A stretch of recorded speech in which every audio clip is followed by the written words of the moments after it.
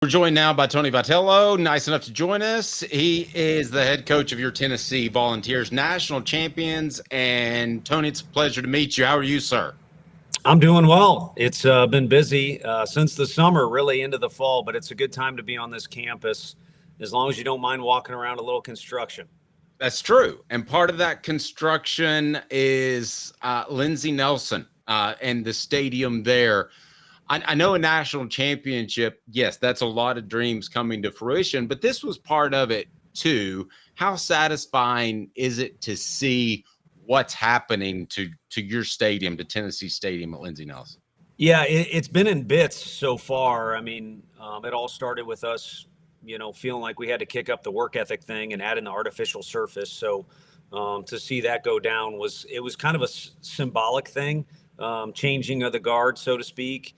And then really it's been inch by inch, getting rid of bleachers, filling in a left field line area that had been used as parking by people literally inside our stadium.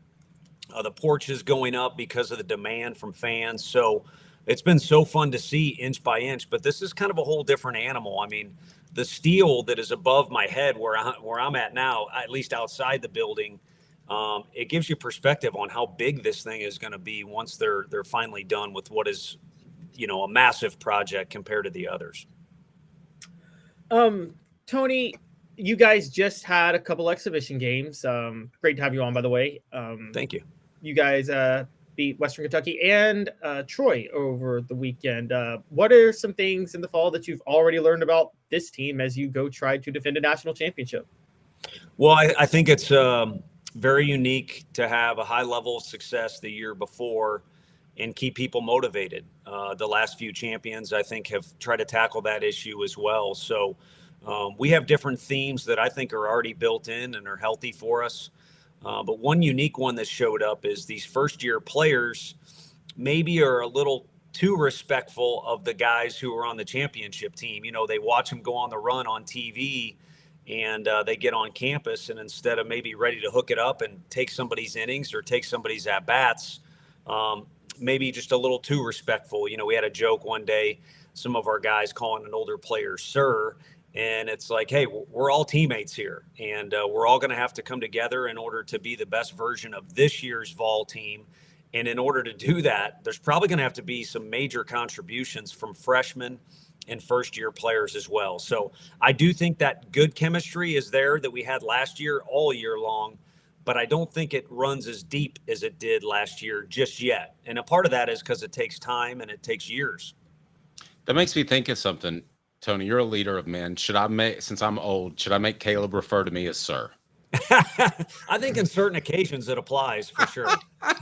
Okay, so you win a national championship and everybody's congratulating you. You were a part of the Morgan Wallen walkout and all that stuff. But at what point did somebody just kind of out of left field, no pun intended, but did somebody congratulate you on a national championship that you would have never even thought that they were aware of it? Was there somebody along the way where you're like, wow, that's pretty cool?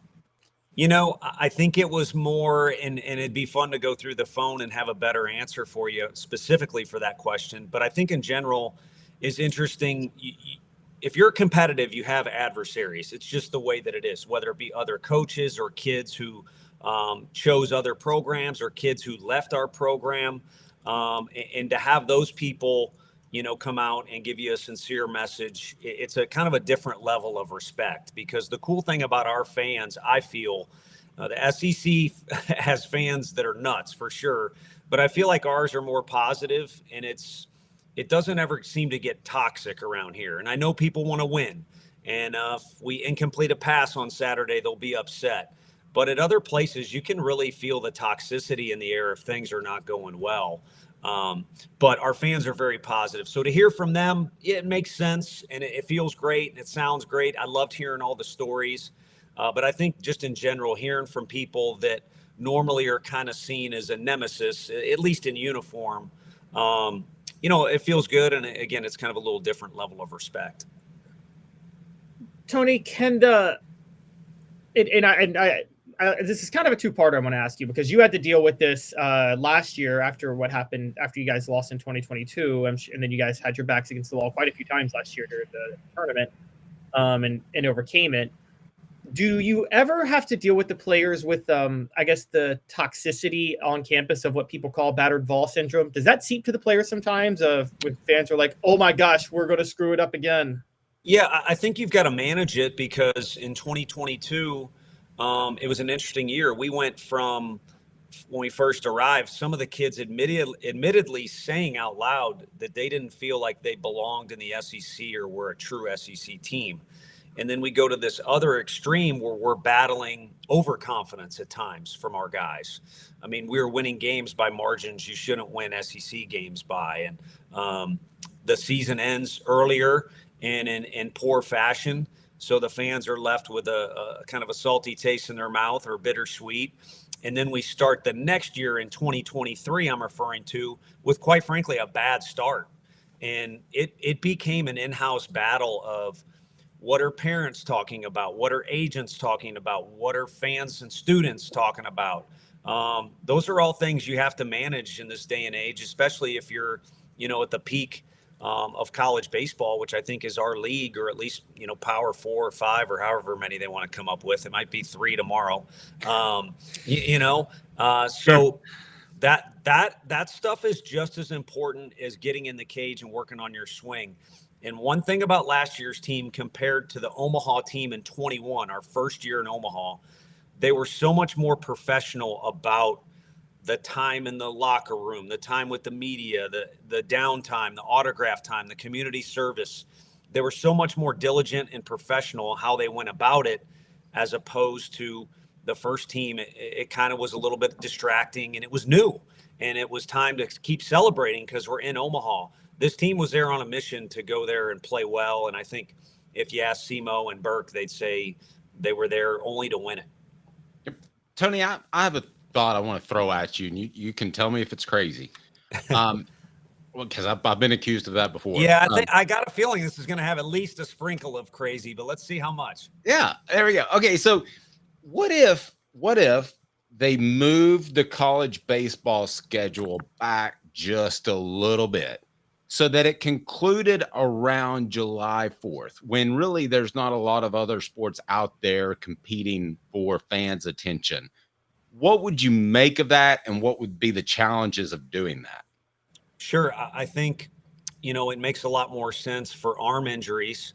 They're about to change the rules a little bit, but right now, if you want to talk about when our in-season practice starts, it's usually about January 25th. We start our season February 14th.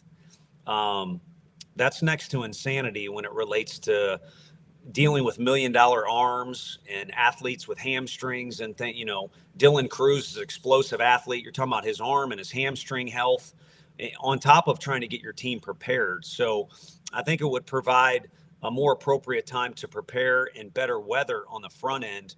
On the back end, I think you would be dealing with the crowds you see near the end of the year when the weather's great, students are out of school, baseball's kind of more in the air when the summer does roll around. So I kind of like that date. And I think you could still manage the summer leagues. I've heard other theories about, well, let's push basketball back, which I think makes a little bit of sense. Lengthen football because of the new playoff, push basketball a little bit, and therefore push baseball all the way to where it would play through August. And I'm fine with whatever. Just show us where to go, and we'll do our best. But I think the summer league thing, you're talking about the Cape Cod League. There's been movies about it. There's leagues all over the place. There's families that rely on salaries from working those leagues, families that like hosting. You're going to get a massive revolt from those people, and it'd be interesting how that would work out. But I think if we're done on July 4th, you've got redshirt players, JUCO players, other guys that could fill those leagues until, our season would be complete. Yeah, I think a mutual friend of ours, John Wilkerson, makes an annual trip to the Cape Cod League. Actually, yeah, I think as he should. It's something to see. And, the crowds there are growing because of the transfer portal. Now that's a place college coaches go to scout. And I've been up there several times, but it's only been to watch baseball. I wouldn't mind going up there and actually enjoying the area sometime because it's beautiful. Yeah, I might have to kill Dave on this show. No, I'm kidding, guys. But as those of us who cover all of the college sports, there is a 2-week window between the end of baseball season and SEC media days in football. And Dave is suggesting get rid of that window right now. It's like you can multitask. You can multitask. Tony, I want to talk about just the overall culture of the university right now because, Tennessee football is doing very well. Tennessee basketball was just in the Elite Eight. You guys all seem to have, and the Lady Vols just hired Kim Caldwell, who seems like she's really off to a decent start in terms of on the trail, getting players in. There seems to be a lot of camaraderie among everybody in the coaching staff that I honestly don't remember seeing. Is that a fair assessment? Yeah, it's abnormal. And the easiest way to assess it is when, friends with several assistant coaches too, they talk about the head coaches, getting along. And some of these assistants that have been in the game, regardless of their sport for a long time, that have seen several other spots. I mean, I've been to 4 total. Some of these guys have been to 8 or 9 different, again, power, whatever schools.